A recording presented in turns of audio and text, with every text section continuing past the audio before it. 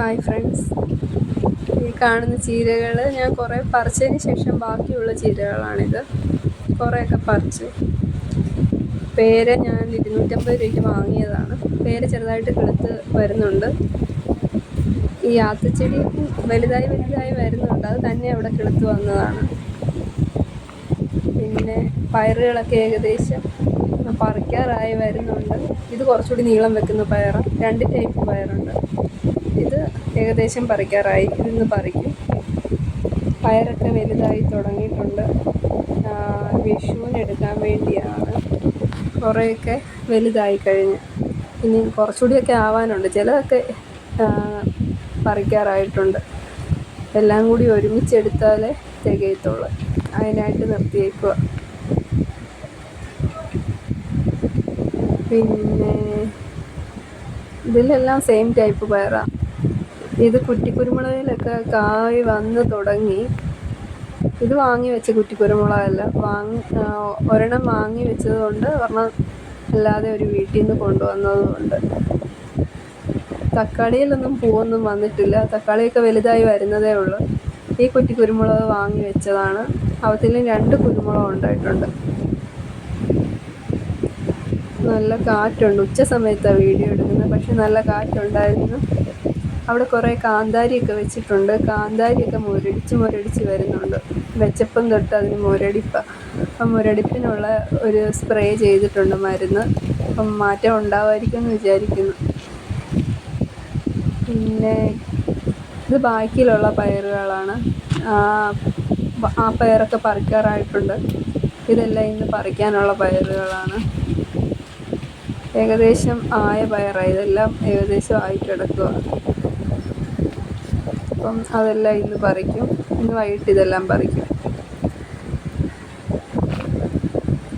അങ്ങനെ പയറൊക്കെ കുറേ ഉണ്ടായി തുടങ്ങി. ഒരു ദിവസം കറി വെക്കാനുള്ള പയറുണ്ട് എല്ലാം കൂടി. ഒത്തിരി ഒന്നുമില്ല, എന്നാലും അത്യാവശ്യം നമുക്ക് ഒരു ദിവസം കഴിക്കാനുള്ള പയറുണ്ട്. പിന്നെ ചീരയും കുറച്ചൊക്കെ ഇനിയും ബാക്കി നിൽപ്പുണ്ട്. കുറേ ഞാൻ പറിച്ചായിരുന്നു. കഴിഞ്ഞ ദിവസം പറിച്ച് തോരൻ വെച്ചായിരുന്നു. നല്ല ടേസ്റ്റാണ്. നമ്മൾ കടയിൽ നിന്ന് വാങ്ങുന്ന ചീരയെക്കാട്ടിലും നല്ല ടേസ്റ്റാണ്. പിന്നെ പയറുകൾ ഇനിയും വിഷുവിൻ്റെ അന്ന് എടുക്കാൻ വേണ്ടി വെച്ചേക്കുക. പിന്നെന്താണ്, പിന്നെ പാവലുണ്ട്. പാവലൊന്നും പൂത്തിട്ടില്ല. പാവൽ പടർന്ന് കയറിയിട്ടുണ്ട്, പക്ഷേ പൂ ഇതുവരെ വന്നിട്ടില്ല. പൂവും കായും ഒന്നും ഉണ്ടായില്ല പാവലയിൽ. തക്കാളിയും പാവലും പൂക്കാനുണ്ട്. പിന്നെ കോവലിൻ്റെയും വള്ളി മേളിലോട്ട് കയറി തുടങ്ങിയിട്ടുണ്ട്, പക്ഷേ കോവലും ഒന്നും ആയിട്ടില്ല. വള്ളി വീശി തുടങ്ങിയതേ ഉള്ളൂ. ഇനി പടർന്ന് കയറുന്ന എന്തോ ആണെന്നറിയത്തില്ല.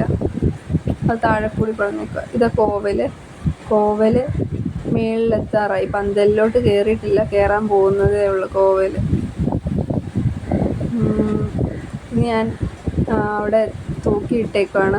ഒരു ഹാങ്ങിങ് പോട്ട് പഴയത് കിട്ടി. അതിനകത്തിലും ഇനി ബൂസ്റ്റിൻ്റെ കുപ്പിയിൽ ഞാൻ ചുമ്മാ ഒന്ന് പരീക്ഷിച്ച് നോക്കിയതാണ്. തക്കാളി യുവത്തിൽ വലുതാവുമെന്ന് നോക്കാമെന്ന് വെച്ചൊന്ന് ചെയ്തതാണ്. അമ്മ പറഞ്ഞായിരുന്നു അതിനകത്ത് വേര് ഓടാൻ സ്ഥലമില്ല. എന്നാലും ഞാനൊന്ന് ട്രൈ ചെയ്ത് നോക്കിയതാണ്, മേളിലോട്ട് പടർത്തി കൊടുക്കാനായിട്ട്. ഓരോരുത്തരൊക്കെ പന്തലിൽ തക്കാളി കയറ്റുന്നത് കണ്ട് അതുപോലെ ഒന്ന് ചെയ്യാമെന്ന് വെച്ച് ട്രൈ ചെയ്തതാണ്. എന്താവുമെന്ന് അറിയത്തില്ല. സക്സസ് ആവുമായിരിക്കും എന്ന് വിചാരിക്കുന്നു.